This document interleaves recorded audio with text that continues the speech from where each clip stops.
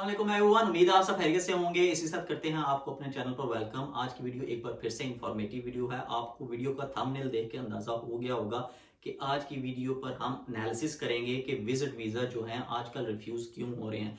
हमारे एक सब्सक्राइबर हैं, उन्होंने कल मुझसे कॉन्टैक्ट किया और उन्होंने बताया कि उन्होंने अपना वीजा अप्लाई किया था 26 नवंबर 2021 को इस्लामाबाद जारी ऑफिस से, और कल उनको रिस्पॉन्स आया, डिसीजन आया जिनमें उनका वीज़ा रिफ्यूज़ हो गया था। तो उन्होंने मुझसे रिक्वेस्ट की कि आप मेरा रिफ्यूज़ल लेटर देखें और बताएं कि वीज़ा रिफ्यूज़ होने की रीज़न क्या है। तो जब मैंने वो वीज़ा रिफ्यूज़ल लेटर पढ़ा तो मुझे समझ आई कि ये तो most common type of visa refusal है, जो कि आजकल बहुत से लोगों को इसी तरह का वीज़ा रिफ्यूज़ल लेटर रिसीव हो रहा है। तो अभी उनका लेटर आपके साथ शेयर करेंगे और आपको बताएंगे कि उन्होंने क्या मिस्टेक की, और आप वो वाली मिस्टेक अगर अवॉइड करें तो आपका वीज़ा अप्रूव हो सकता है। तो अभी वीजा रिफ्यूजल लेटर उनका मेरे पास है, आपको अभी सामने स्क्रीन पर भी शो हो रहा होगा। तो अभी आपको दिखाते हैं और साथ साथ रीड करते हैं और आपको बताएंगे कि उन्होंने वीजा रिफ्यूजल लेटर में क्या क्या लिखा है, इन्होंने अपने सपोर्टिंग डॉक्यूमेंट्स कौन कौन से लगाए थे और इनका वीजा रिफ्यूज होने की रीजन क्या बनी। तो अभी चलें जी, स्टार्ट करते हैं। अच्छा जी, अगर आप यहाँ पर इनका वीजा रिफ्यूजल लेटर देखें तो नंबर वन चीज, नंबर फर्स्ट पैराग्राफ में अगर आप देखें तो इन्होंने बताया हुआ है कि आपने 20 डेज का वीजा रिक्वेस्ट किया था और उसमें आपने बताया था कि 2100 पाउंड आपके पास है पर्सनल सेविंग, जो कि आप स्पेंड करोगे यूके आकर 20 डेज के विजिट के लिए। एंड अगर हम सेकंड पैराग्राफ रीड करें यहाँ पर वीजा रिफ्यूजल का, सेकंड पैराग्राफ में उन्होंने लिखा है on your application form you state that you are self employed and you drive an income of 10 million rupees. उन्होंने लिखा है जो कि पर एनम इनकी इनकम बनती है 41,965 pounds, which equates to a monthly income of 834,000, जो कि मंथली इनकम है 3,497 पाउंड। इन्होंने मेन चीज जो अपनी एप्लीकेशन फॉर्म में शो की कि इनकी इनकम है annually 10 million rupees and per month income है 834,000 समथिंग रुपीज। ठीक है, उसके अलावा इन्होंने अपना कवरिंग लेटर भी साथ अटैच किया है, उसमें उन्होंने लिखा है कि उनकी एग्रीकल्चर इनकम भी है। ठीक है, इसको सपोर्ट करने के लिए उन्होंने एक लेटर हेड पेपर लगाया था साथ और 6 इनवॉइसेस अटैच की थी। उसके बाद अगर सेकंड पैराग्राफ देखा जाए तो in support of this you have submitted a personal bank statement in your name from Nizam bank account number ending 2032। Okay, so इसमें उन्होंने बैंक स्टेटमेंट का बताया हुआ है कि आपके दो डिपॉजिट शो हो रहे हैं, एक 700,000 पाउंड्स का और एक 660,000 पाउंड्स का डिपॉजिट शो हो रहा है। उन्होंने डेट साथ मेंशन की हुई है और इनको इन ट्रांजैक्शन को सपोर्ट करने के लिए उन्होंने साथ इनवॉइसेस अटैच की हैं, क्रेडिट इनवॉइसेस अटैच की हैं, लेकिन वो इनसे भी सेटिस्फाई नहीं हुए। ठीक है, और उसके बाद थर्ड पैराग्राफ में उन्होंने लिखा हुआ है I also know that you have indicated that on your application form that you receive an additional income from land. ठीक है, आप उन्होंने बताया कि आपने अपने एप्लीकेशन फॉर्म में लिखा था कि आपकी इनकम आती है लैंड से, लेकिन आपने उसके भी एविडेंस अटैच नहीं किए, therefore he is not satisfied. तो इस वजह से उन्होंने वीजा रिफ्यूज कर दिया। तो ये था वीजा रिफ्यूजल लेटर। ठीक है, अब इन्होंने जो डॉक्यूमेंट्स अटैच किए हुए थे वो मैं आपको बताऊंगा, फिर इन द एंड मैं आपको बताऊंगा कि इन्होंने क्या मिस्टेक की और किस वजह से इनका वीजा रिफ्यूज हुआ। तो ये सारे एविडेंस हैं इन्होंने जो अटैच किए थे। इनकी अपॉइंटमेंट थी फ्राइडे 26 नवंबर को की, और उसके बाद इन्होंने ये एविडेंस लगाए हुए हैं अपने air ticket reservation, hotel reservation, bank statement इन्होंने लगाई थी, इनकम टैक्स रिटर्न लगाया था, प्रॉपर्टी ऑनरशिप डॉक्यूमेंट लगाए थे, फैमिली रजिस्ट्रेशन सर्टिफिकेट लगाया था, बिजनेस इनवॉइसेस लगाई थी और कवर लेटर लगाया था, और in the end income tax return again. ठीक है, अच्छा, इस सारे डॉक्यूमेंट्स में अगर आप देखो तो यहाँ पर इन्होंने इनकम टैक्स रिटर्न के डॉक्यूमेंट्स लगाए हुए हैं, लेकिन जो इनकी इनकम फ्रॉम लैंड है वो स्पेसिफिकली शो नहीं हो रही। मैंने उनसे पूछा था तो उन्होंने मुझे कहा था कि वो जो इनकम फ्रॉम लैंड है वो हमारे टैक्स रिटर्न में शो हो रही थी, तो इसलिए हमने वो सेपरेट डॉक्यूमेंट अटैच नहीं किया। नेक्स्ट पेज पर जाएं तो इन्होंने ये डिटेल बताई थी कि मैंने एम्बेसी को एप्लीकेशन फॉर्म में ये बताया मेरी एनुअल इनकम है 10 मिलियन समथिंग, जो कि 1 करोड़ बनता है पाकिस्तानी रुपीस। ठीक है, और एग्रीकल्चर इनकम इन्होंने बताई थी 1 मिलियन, जो 10 लाख साल की, और मंथली एक्सपेंसेस इन्होंने बताए थे 60,000 रुपीज और नीचे उन्होंने सेविंग्स का बताया हुआ है और ट्रैवलिंग डेट्स बताया हुआ है 11 जनवरी टू 31 जनवरी। तो ये है इन्होंने FBR से टैक्स रिटर्न जो इन्होंने टैक्स सबमिट करवाया था उसकी स्टेटमेंट अटैच की थी। ठीक है, ये 7 पेजेस का डॉक्यूमेंट था। मैंने आपको दिखाने के लिए सिर्फ ये वाला पेज लिया है। इसमें अगर आप देखो तो टैक्सेबल इनकम इनकी शो हो रही है 1 मिलियन 10 लाख। अच्छा, अब मैं आपको एक्सप्लेन करूंगा कि इन्होंने ये जो डॉक्यूमेंट्स लगाए थे सपोर्टिंग, पर इनका वीजा रिफ्यूज फिर भी क्यों हो गया। अगर आप देखो तो यहाँ पर इन्होंने अपने एप्लीकेशन फॉर्म में शो किया था कि इनकी एनुअल इनकम है 10 मिलियन, जबकि आप अगर इनके FBR के डॉक्यूमेंट में देखो तो यहाँ पर इनकी टैक्सेबल इनकम शो हो रही है सिर्फ 1 मिलियन, 10 मिलियन नहीं।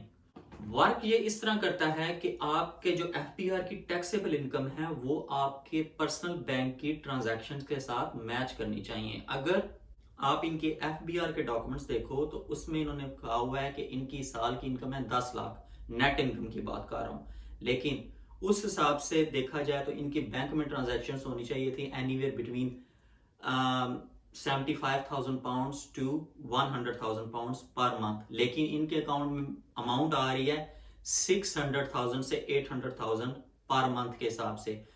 मुझे लगता है यहाँ पर इन्होंने जरा मिस्टेक ये की है कि इन्होंने अपनी नेट इनकम को बैंक के साथ मैच करने की बजाय अपनी ग्रॉस इनकम जो कि बिफोर एक्सपेंसेस होती है वो मैच करने की कोशिश की है। एक मिनट के लिए मान भी लिया जाए कि इनका ये कॉन्सेप्ट ठीक था कि इनकी इनकम उसी तरह से ही है, ज़ाहिर है सेल्स वो कर रहे हैं, तो उस हिसाब से जो टैक्स रिटर्न का डॉक्यूमेंट है वो तो आफ्टर एक्सपेंसेस होता है और उसके ऊपर आप टैक्स देते हो तो वो 10 लाख आफ्टर एक्सपेंसेस शो हो रही है, एक मिनट के लिए अगर मान लिया जाए। लेकिन उसके बाद इन्होंने सेकंड मिस्टेक ये की कि इन्होंने जो अपनी बैंक स्टेटमेंट शो की वीजा अप्लाई करने के लिए, उसका on the date of application closing balance था ओनली 17 लाख रुपीज। आपकी इनकम अगर 10 मिलियन है, 1 करोड़ से भी ज्यादा है, और आपका बिजनेस इतना कह लें कि ज्यादा रेवेन्यू जनरेट कर रहा है, लेकिन ऑन द अदर हैंड आपका क्लोजिंग बैलेंस सिर्फ जो है 17 लाख है, तो वो एक किस्म की सेंस नहीं बनती। ठीक है, तो इस वजह से भी उनको कंफ्यूजन हुई होगी। ठीक है, एक बात तो ये होगी कि इनका बैलेंस जो है वो अकॉर्डिंगली नहीं था, बैंक बैलेंस जो है अकॉर्डिंगली नहीं था इनकी इनकम के हिसाब से। दूसरा जो इनकी ट्रांजैक्शंस थी, अगर FBR के सबमिटेड टैक्स रिटर्न के मुताबिक देखा जाए तो पर मंथ ट्रांजैक्शन जो है 75,000 टू 100,000 रुपीज तक होनी चाहिए थी, जो कि ऐसा नहीं था। इनकी 600,000 800,000 करके अमाउंट आ रही थी। दूसरी बात इन्होंने ये की कि इन्होंने अपनी उन ट्रांजैक्शन को सपोर्ट करने के लिए इनवॉइसेस लगाई। अब इनकी मैंने बैंक स्टेटमेंट नहीं देखी, हो सकता है इन्होंने कैश डिपॉजिट किया हुआ हो, कैश डिपॉजिट किया हुआ हो अगर और साथ आप इनवॉइसेस लगा दो तो उस तरह वर्क नहीं करता, क्योंकि इतनी बड़ी अमाउंट ये मस्ट होता है आपके बैंक में आए तो आपके थ्रू ट्रांसफर आए। अगर आप लैंड का भी बिजनेस कर रहे हैं, किसी चीज का बिजनेस कर रहे हैं, तो वो थ्रू बैंक ट्रांसफर आनी चाहिए, ना कि कैश डिपॉजिट अमाउंट आनी चाहिए। अगर कैश डिपॉजिट अमाउंट बैंक में आ रही है और काफी ज्यादा बड़ी अमाउंट है, 1 लाख से ज्यादा की अमाउंट है, तो उसके साथ अगर बेशक आप इनवॉइसेस भी लगा दें, होम ऑफिस जो है वो एक्सेप्ट नहीं करेगा। उसके बाद तीसरी बात मैं ये करूंगा कि इन्होंने कहा था कि इनकी लैंड रेवेन्यू की इनकम है 10 लाख साल की। 10 लाख अगर साल की सिर्फ इनकी ये इनकम है और दूसरी इनकम इनकी थी 1 करोड़, तो ये तकरीबन बन जाता है 1 करोड़ 10 लाख रुपए, तो वो भी डेफिनेटली मैच नहीं हो रहे अगेन टैक्स रिटर्न के साथ इनके। तो एक ये रीजन भी इनकी बनी वीजा रिफ्यूज होने की। इनको ये करना चाहिए था कि अगर ये अपना टैक्स के डॉक्यूमेंट सेम रखना चाहते हैं तो इनकी जो बैंक स्टेटमेंट है, पर्सनल बैंक स्टेटमेंट है, वो होनी चाहिए टैक्सेबल इनकम के हिसाब से। इनके बैंक अकाउंट में ट्रांजैक्शंस होनी चाहिए on average 75,000 rupees to 100,000 rupees per month अपने बैंक में मनी इन होना चाहिए, वो बेशक कैश हो जाए।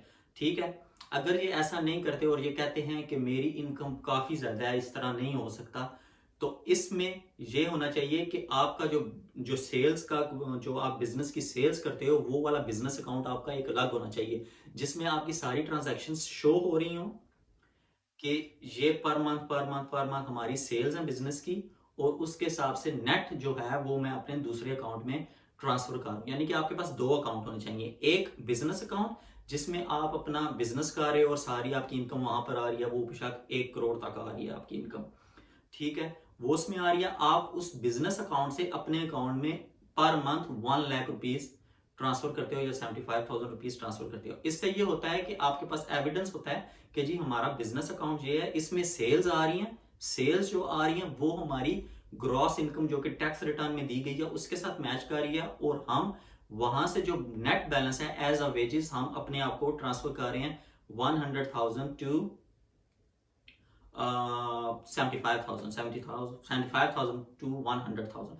इससे ये होगा कि आपका जो बिजनेस अकाउंट है वो आपकी ग्रॉस इनकम जो कि टैक्स रिटर्न में शो है उसके साथ मैच करेगा, और दूसरा आपकी जो नेट इनकम है वो दूसरे अकाउंट की वो भी आपके टैक्स के डॉक्यूमेंट से मैच करेगी। तो इस तरह ये सारी चीजें मैच करनी चाहिए आपके उस टैक्स रिटर्न के साथ।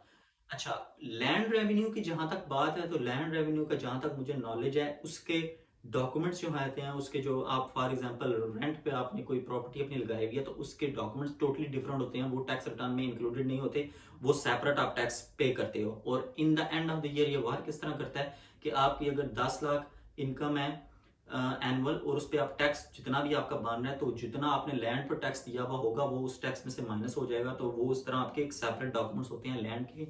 वैसे प्रॉपर्टी ऑनरशिप डॉक्यूमेंट्स वगैरह वो एक्सेप्ट नहीं करते, क्योंकि बहुत से लोगों को नहीं पता होता, वो अपना हमेशा ग्रॉस इनकम जो है मैच करने की कोशिश करते हैं टैक्स रिटर्न के साथ, जबकि होता उनका वो पर्सनल अकाउंट है। अगर वो बिजनेस अकाउंट है फिर आप अपनी सेल्स उसके साथ मैच कर रहे हो और साथ आप पर्सनल अकाउंट भी शो कर रहे हो, फिर उस केस में वीजा हो जाता है। लेकिन इस केस में अगर आप अपना बिजनेस अकाउंट नहीं लगाना चाहते तो इस तरह की ट्रांजैक्शन जो बड़ी बड़ी अमाउंट की ट्रांजैक्शन हैं वो नहीं होनी चाहिए आपके अकाउंट में। छोटी छोटी ट्रांजैक्शन होनी चाहिए जो आपकी नेट इनकम एफबीआर के साथ मैच करे। अकाउंट जितना सिंपल हो, जितना स्ट्रेट फॉरवर्ड हो, वीजा के चांसेस उतने ज्यादा हाई होते हैं। तो ये थी जी एक छोटी सी वीडियो, उम्मीद है आपको आज की वीडियो पसंद आई होगी, और इस से रिलेटेड अगर आपका कोई भी क्वेश्चन हुआ तो मुझे कमेंट में जरूर पूछिएगा। और उसके अलावा प्रोसेसिंग टाइम की जहां तक बात है, आपने देख तो लिया होगा नवंबर में अप्लाई हुआ था और अभी रिस्पांस आया है, तकरीबन 2 से 2.5 मंथ्स लग ही गए हैं वीज़ा का रिस्पांस आने में। तो बहरहाल जिनका अभी तक रिस्पांस नहीं आया तो उनके लिए मैं यही कहूँगा कि बेस्ट ऑफ लक, और भी कोई भी क्वेश्चन हुआ तो मुझे कमेंट में ज़रूर पूछिएगा। इसी साथ मुझे दीजिए इजाज़त, और अपना बहुत सारा ख्याल रखिएगा, दुआओं में याद रखिएगा। तब तक के लिए अल्लाह हाफिज़।